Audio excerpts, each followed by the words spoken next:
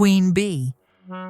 Once upon a time, there was a poor student named Sai. He lived with his decrepit old mother and longed for a wife to share the burdens of housework and care for his mother. But alas, his family's poverty deterred all potential suitors. He remained a solitary firewood collector, his days spent chopping wood and his evenings immersed in books. This was his life until graduation approached. The king announced an examination in the capital, a chance for talented individuals to prove their worth. Students scrambled to gather resources, but Sai's family was destitute. He worried about his mother's care and his own journey. As the exam neared, his friends departed, leaving Sai behind. He pleaded for assistance, but only kind neighbors offered to care for his mother. With a heavy heart and empty pockets, he embarked on his journey. He carried goods for merchants, earning meager wages of food and a single coin. He continued, spending sparingly, but his funds soon vanished. Undeterred, he sought work along the way, but rain hampered his efforts. With the exam only 3 days away, he pressed on, his stomach empty. He stumbled into a dense forest late in the afternoon, lost and weary. He climbed an old tree, seeking rest, and spotted a lantern in the distance. Hope surged through him as he descended and followed the light to a small thatched house.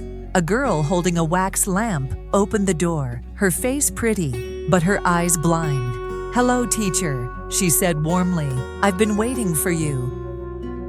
Sai was bewildered. How could this blind girl know he was a student? He suspected a trap, but his hunger and exhaustion overruled his fear. He cautiously entered the house, prepared for anything. Inside, an old man greeted him, and the girl instructed him to bring the stove to dry Sai's clothes. As Sai warmed himself, the old man presented a tray of food. The blind girl urged him to eat, apologizing for their humble fare. Sai hesitated, but his hunger won. He tasted the food, found nothing amiss, and devoured the meal. It was simple, but the hot rice and soup were the best he had ever tasted. After eating, the old man prepared a straw bed for Sai. Exhausted, he lay down, but remained vigilant, expecting trickery. Eventually, sleep overcame him. At midnight, a fierce storm awakened him. He heard the girl say, "Old man, the wind has changed. The little nest on the 3rd branch has collapsed. Come out and see." Sai was amazed that the blind girl spoke as if she could see. He pondered this and drifted back to sleep. The wind intensified, threatening to tear the roof off. Sai awoke again, hearing the girl outside. "Old man, many will surely get lost, but it doesn't matter. Tomorrow they will all come back. There are many in the 7th cupboard, waiting, but they haven't been able to get in yet." He heard the old man venture into the garden. Through flashes of lightning, Sai saw the blind girl standing under a tree, its branches laden with yellow bees. They covered the branches, the girl's hat, and her shirt. Countless baby bees swarmed around, their buzzing drowning out the storm. While the girl and the old man worked outside, Sai returned to the house, still puzzled. On the desk, a candle illuminated a book. He opened it and began to read. It was a book about Buddhism, and he became engrossed.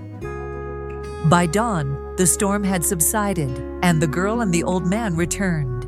Sai closed the book and asked, "Thank you for your kindness, but I don't understand why you live alone in this forest. How do you survive? How did you know I was coming?"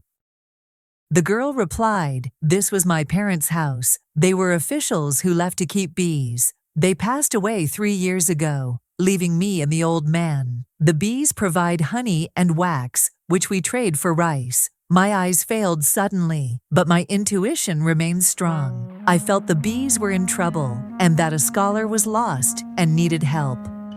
Sai felt sympathy for the blind girl, whose situation was even more difficult than his own. He read the book until morning, then bid farewell to the girl and her father.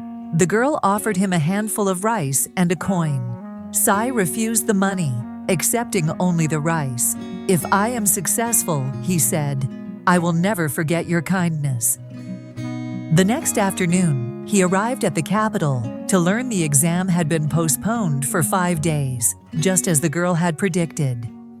That year, the king's exam focused on Buddhist anecdotes. Many students failed, lacking knowledge of Buddhist texts, but Sai, thanks to the book he read at the blind girl's house, answered fluently.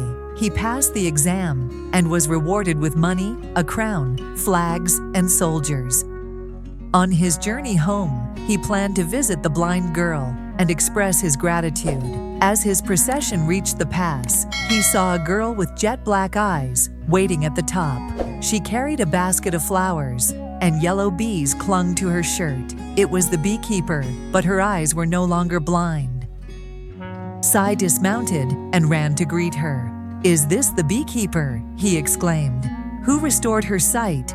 If not for the book, I would have failed. I don't know how to thank you enough."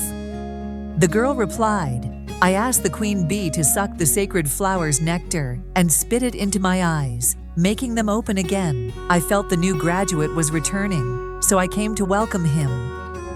C and his entourage went to the girl's small house. After a few days, C took the girl and her father back to his hometown. He sought his mother's blessing to marry the beekeeper girl. The grand wedding procession began in the forest, with flags, fans, gongs, and drums. The golden bees, each holding a flower, flew above their queen's head, a beautiful, colorful cloud.